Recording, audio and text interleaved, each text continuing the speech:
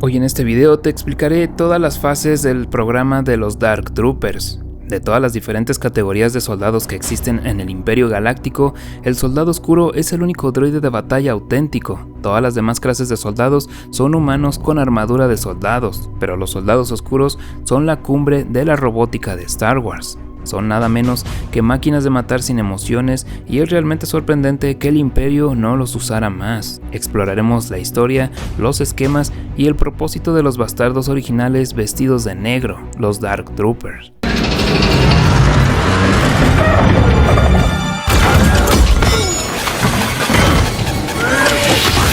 El programa Dark Trooper se originó durante el apogeo del Imperio Galáctico, con el Emperador Palpatine en el trono y Moff autoritarios gobernando sectores planetarios. El Imperio pudo abrir un departamento de investigación y desarrollo con recursos ilimitados. Durante este periodo de la historia del Imperio, se dedicaron a diseñar todo tipo de armas infernales para mantener su férreo control sobre la galaxia. Los proyectos de armas biológicas, diseñados para atacar especies alienígenas específicas sin afectar a los humanos, recibieron toda la financiación posible. Los estudios que experimentaban con seres sensibles a la fuerza alcanzaron su máximo auge.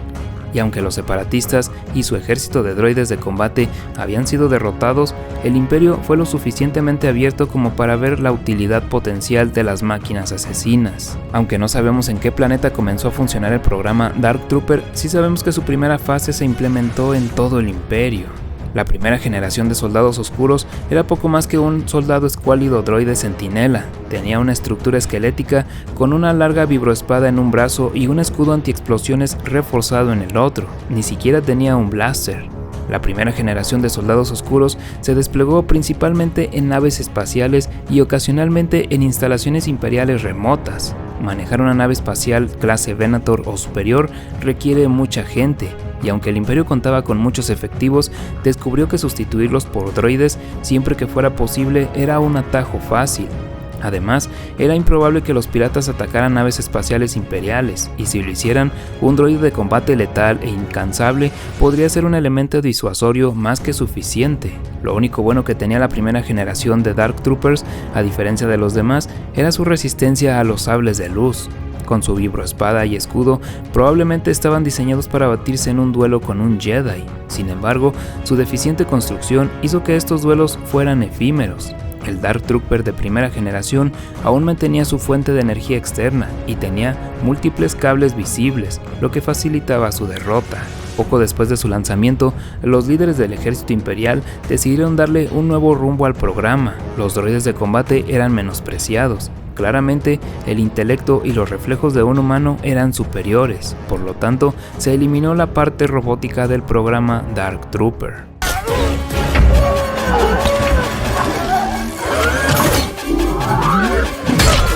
La segunda fase del programa Dark Trooper fue un tipo de armadura de soldado imperial. Eran simplemente soldados de asalto mejor equipados. Contaban con un propulsor de asalto, un cañón de asalto y un lanzador de arco, lo que sin duda los hacía formidables en el campo de batalla. Pero al igual que su versión anterior, eran poco más que sus homólogos combatientes, soldados de asalto glorificados. El propulsor no era un propulsor completo, algo que les otorgaría control total en un entorno de gravedad cero, pero sí les permitía un movimiento superior en el campo de batalla. El cañón de asalto también era temible, ya que podía disparar 400 proyectiles sin recarga y lanzar un total de 20 cohetes. Junto con el lanzador ARC, que podía hervir vivos a los enemigos y freír a los componentes electrónicos en segundos, la segunda generación del Dark Trooper era más letal que su modelo básico, pero seguía siendo un engranaje en el gigantesco artefacto mortal conocido como el Imperio. Esta segunda generación de soldados oscuros entró en combate a diferencia de sus homólogos utilizados como guardias, utilizados en Coruscant, Tatooine y decisivos en la eliminación de una base rebelde en Talai. La segunda generación de soldados oscuros parecía ligeramente más útil que su versión anterior. Por desgracia, incluso la segunda generación rara vez se usó. Para cuando el programa estuvo listo para despegar, el Imperio había sido derrotado.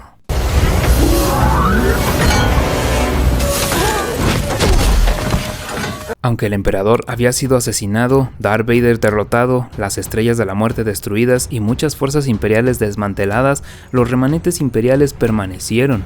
Estos remanentes imperiales prosperaron por toda la galaxia en los años posteriores a la muerte del emperador, mientras la Nueva República aún se reconstruía, especialmente en los sectores del borde exterior. Uno de los remanentes imperiales estaba bajo el control de Moff Gideon, un oficial imperial con un interés personal en la Gran Purga de Mandalore, el planeta, no el gobernante. Parte de su remanente se había llevado consigo del departamento de I+D del Imperio, que continuó trabajando en el programa Dark Trooper. Su primer descubrimiento fue que los humanos son blandos y esponjosos, mientras que los robots no lo son. Los investigadores afirmaron que el factor humano estaba frenando el programa y decidieron volver al punto de partida, droides de combate. El resultado fue la tercera generación de Dark Trooper, una creación verdaderamente aterradora de ingeniería y asesinato. Tenían cohetes en los pies para volar, podían existir en el espacio todo el tiempo que necesitaran y eran prácticamente invencibles, a excepción de los sables de luz. Tan pronto como el programa estuvo listo para ser utilizado, incluso si todo lo que tenía eran 24 soldados a su mando, Moff Gideon puso a los Dark Troopers a trabajar. Estos Dark Trooper fueron asignados primero para capturar a Grogu y luego defender el crucero estelar de Moff Gideon. Todo el pelotón de soldados oscuros llega a su fin cuando un Jedi aborda la nave y los aniquila a todos. Si bien el soldado oscuro es formidable contra soldados regulares, es bastante débil frente a cualquier Jedi de cualquier calibre. Un solo Dark Trooper de tercera generación logró escapar de su celda de contención y le dio una paliza a un experimentado guerrero mandaloriano. Din Djarin usó todas sus armas contra el solitario Dark Trooper al que se enfrentó, y al final la única forma de vencerlo fue usando su lanza Beskar y apuntando al cuello. El Dark Trooper podía resistir ataques de misiles, fuego blaster y un lanzallamas. Destruyó las fortificaciones del casco del crucero estelar al estrellar la cabeza de Din contra él. Sin embargo, hay un pequeño conjunto de cables, engranajes y servos que pueden verse justo debajo de la barbilla. El acero Beskar es casi invencible, y al ser el cuello un punto débil universal, Din logró sobrevivir, pero puedo especular que la mayoría de los demás no lo haría. Aún no está claro qué tan organizados estén los remanentes imperiales, si comparten información, datos o tecnología. Es bastante seguro decir que todavía veremos más soldados oscuros en un futuro de Star Wars. Hay más de 40 variantes de soldados de asalto en Star Wars, todas activas en diferentes momentos del reinado del Imperio. Al observar las ventajas tecnológicas del soldado oscuro y su genial nombre, es difícil preguntarse por qué el Imperio no aprovechó más su efectividad en combate.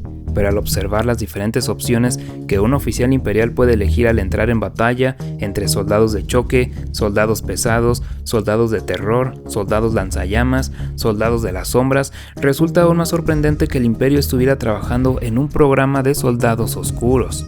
Ya tenían docenas y docenas de opciones para el campo de batalla. ¿Para qué crear al soldado oscuro? El programa Dark Trooper también resulta mucho más intimidante en las leyendas de Star Wars. Su creación y destrucción involucra al Jedi renegado Kyle Katarn, la versión legendaria de Cassian Andor, y al igual que en el canon, estaban dirigidos por un solo oficial imperial con complejo de Dios. Además de proporcionar abundante información al Imperio, el programa Dark Trooper inspiró varias otras iniciativas de soldados. La serie DT de droides centinelas imperiales construirían una segunda generación de Dark Troopers si el programa se hubiera mantenido fiel a sus raíces de droides de combate. El Death Trooper, los Troopers de la Purga del canon y el Shadow Trooper se inspiraron en el proyecto Dark Trooper, simplemente se centraron en mejorar diferentes capacidades de combate. Al final del día, el programa Dark Trooper es solo uno de los docenas de programas de soldados que hay dentro del Imperio, y es un milagro que no se haya perdido en algún lugar durante el ascenso y la caída del emperador. Al principio, el programa Dark Trooper fue un intento del Imperio de ahorrar recursos en la dotación del personal para algunas de sus naves y bases. Luego, fue una forma de tomar la delantera en el campo de batalla, mientras las células rebeldes se activaban por toda la galaxia. Finalmente, fue una forma para que un solo Moff se distinguiera de los demás señores de la guerra, jefes del crimen y violentos imbéciles del borde exterior.